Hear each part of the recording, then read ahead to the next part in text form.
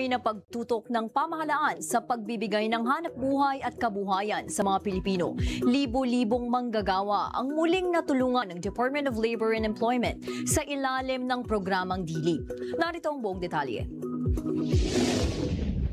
Alinsunod sa layunin ni Pangulong Ferdinand R. Marcos Jr. na mapababa ang kahirapan at mabigyan ng mas maraming oportunidad sa hanap buhay ang mga Pilipino, patuloy na isinasagawa ang DOLE Integrated Livelihood and Emergency Employment Program.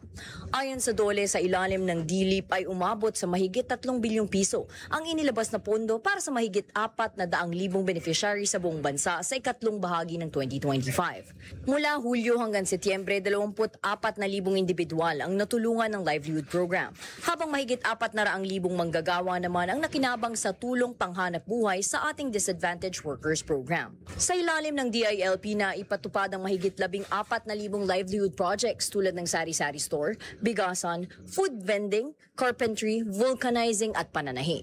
Kabilang sa mga benepisyaryo ang self-employed na kulang sa kita, magsasaka, magulang ng child laborers, ambulant vendors at mga mangingisda.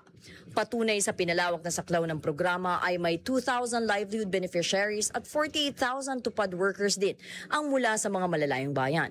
Kasabay nito, patuloy ang DOLE Regional Offices sa pagkikipagtulungan sa iba't ibang ahensya ng gobyerno upang mas mapabuti ang implementasyon ng tupad.